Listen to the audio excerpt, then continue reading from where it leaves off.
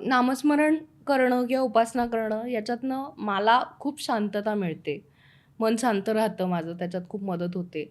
आणि कलाकार म्हणून अध्यात्म कडे मी जे बघते, की माझं काम हे माझा देव आहे.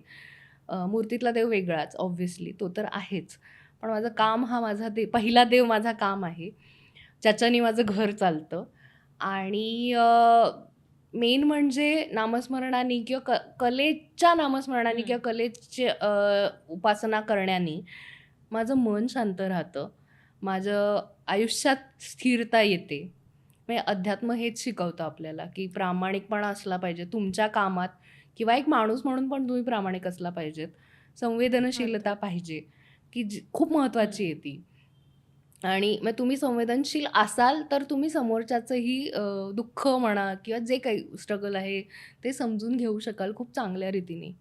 माणुसकी तुमच्यात खूप पाहिजे. आणि एक असतं ना, की अरे मला आता सक्सेस मिळालाय, हवा जाते डोक्यात, की मी अभिनेत्री झाले आणि असं झालं. असं. अध्यात्म आपल्याला जमिनीवर कसं राहायचं हे शिकवतं. मेन तर ते आहे. आणि आजकालच्या जगात हे खूप महत्त्वाचं आहे, जमिनीवर राहणं. डोक्यात हवा गेली, की आपण संपतो. कुठे ना कुठे त्या गोष्टीचा अंत असतो. गर्वाचं घर खाली म्हणतात ना, तसं. मला एक प्रश्न विचारायचा आहे, की आजवर तू सहकलाकाराच्या खूप भूमिका केल्यास. हं. पण त्याहून थोडीशी पुढची भूमिका हवी, असं हो. अर्थात सगळ्यांना, म्हणजे मी असते तुझ्या जागी तर मलाही तसंच वाटलं असतं किंवा कोणालाही वाटू शकतं. हो. यासाठी कधी देवाला बोलली आहेस? हो, खूप वेळा, की आता म्हणजे सहकलाकाराचं काम करायला प्रॉब्लेम काहीच नाही.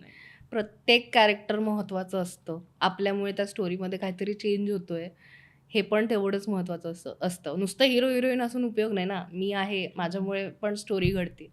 पण कुठेतरी जाऊन असं वाटतं, की नाही यार, एक तरी प्रमुख भूमिकेतलं काम मिळावं, असं एक इच्छा मॅनिफेस्ट केलेलं आहे मी. अर्थात. आता ते तथास्तु वास्तु तथास्तु म्हणते.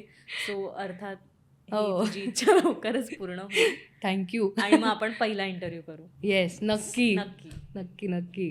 मराठी मनोरंजन सृष्टीमधील मालिका, चित्रपट, नाटक तसेच कलाकारांबद्दलच्या नवीन अपडेट्स जाणून घेण्यासाठी नक्की सबस्क्राईब करा इट्स मज्जा मराठी या आपल्या नवीन यूट्यूब चॅनलला.